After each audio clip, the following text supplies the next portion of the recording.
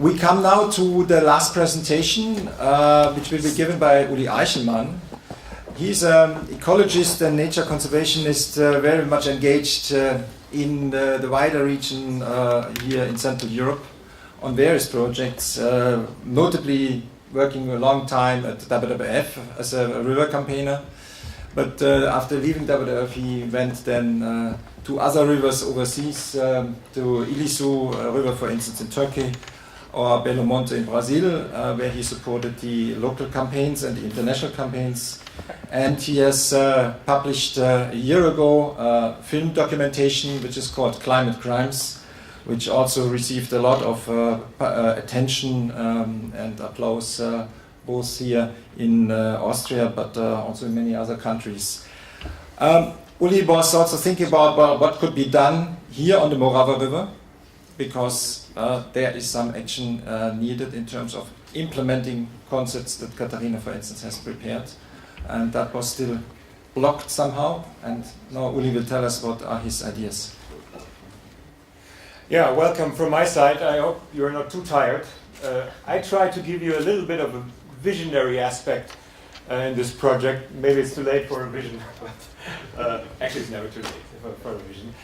My name is Ulrich Eicherlmann. As Alexander told you, I've been living and working in Austria since the late 80s. And since that time, I've been fighting together with many of you in the room for the protection of the Danube River, which is a national park now, and the Morava River. For me, the Morava River was one of the reasons to come from Germany to Austria. Because when you are in a city like Vienna, and you have within 45 minutes such an area, that is really an argument to make you a new home. But as we heard, it looks fantastic, but the tendency of this river, it is not that fantastic. And we are trying to restore that river for ages. Actually, as long as I'm here, there are people trying to get projects realized on the ground.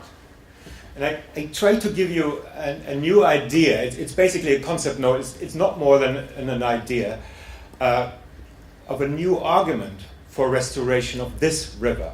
You know, we have all these arguments to restore the river: biodiversity, flood protection, recreation, all this. I tried to come up with a new one. So that is basically the area, the Morava, between Slovakia, Austria, and the Czech Republic. You've heard some of these things before. That's the perspective from the aerial zone, from the air.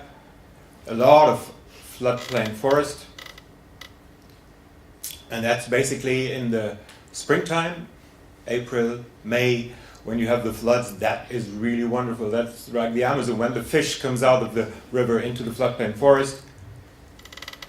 And one of the major things that many people know in Austria is the stork colony, the white stork colony in the protected side belongs to the WWF.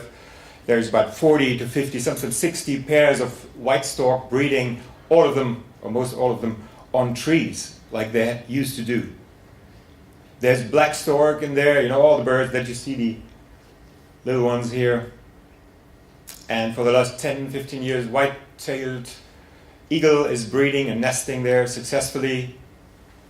And a nice picture, we have beavers a lot, but with this typical Morava beaver with the long ears. No, this is just accidentally a hare that ran by. Beaver is there, otter is there, a lot of fish. So it's a biodiversity hotspot. And it's only to the WWF, the WWF reserve, about between 60,000 and 100,000 people come to really see these animals, to realize, to get actually very good recreation. You have seen these pictures. That was the river in I think in the early 20s, early 30s of the last century. And then it became regulated. That's what it looks today. You look from the Austrian side to the Slovakian Republic. It's like the straightened river just in the middle. You see the old oxbows. The effects of this regulation, we've lost about 14 kilometers of the river. The surface water level dropped partially by 2 meters, the groundwater level by more than 1 meter, and about 500 species are threatened. They're not in the population is not in good condition. So this would be all arguments to restore the river, actually.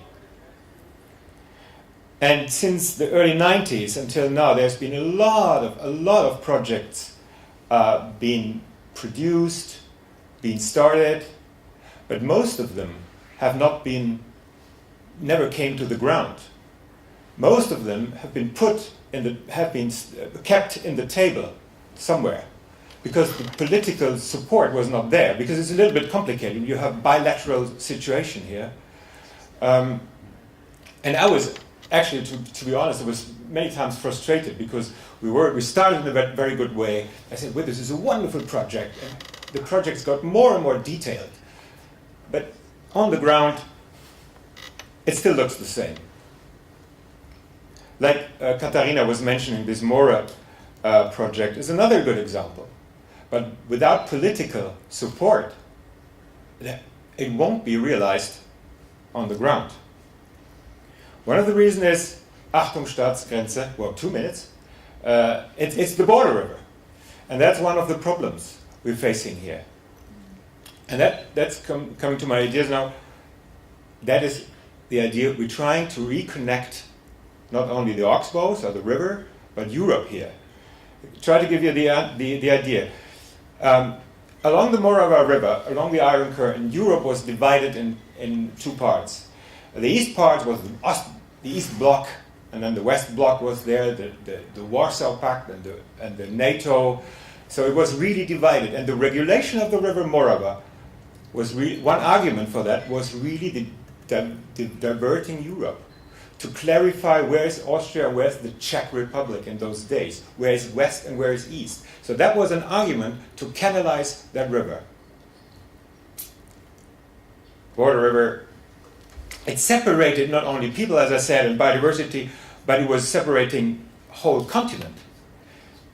It became a symbol of the diversion of Europe, of separating Europe.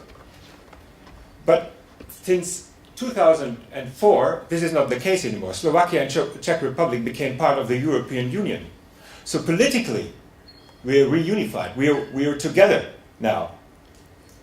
But the situation is still the same on the ground. Europe is not united on the ground. It's still separating.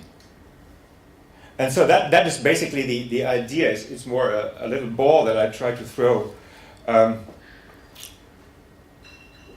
Is we have the idea that on the beginning of May in 2014, we would like to have a European anniversary project. You know, that's the 10th anniversary that Slovakia and Czech Republic are members of the European Union, that we are connected, that we are reunited. And therefore we could start a new project to reunite Europe on the ground. This is a picture from the late 80s. You might have seen these pictures in one or the other way. It's the foreign minister of Austria and Hungary opening the Iron Curtain. And I think we need something, again, say, you know, to restore, to have a bilateral remeandering project on the ground is not only for the benefit of the species and flood, for example, but also it's a symbol. We get rid of the symbol of diverting Europe. And we're trying to bring that to the European Commission. And that's what we actually want to gain. Katharina, you've shown this picture. This is Morava in Czech Republic. That's the goal, actually. And we've been producing like visionary pictures. We've been trying that before. This picture shows the former Austrian federal environmental minister on the right side, and the former Slovakian environmental minister, and saying, okay, we will have to work together. This European idea of bringing people together and bringing nations together must be visible on the ground as well. This river course, this canal, is still separating not only habitats, but also the countries, Europe. And so the idea is to get this new project approach to the people in Bratislava and Vienna and in the European Commission in Brussels. That's all of it. Thank you.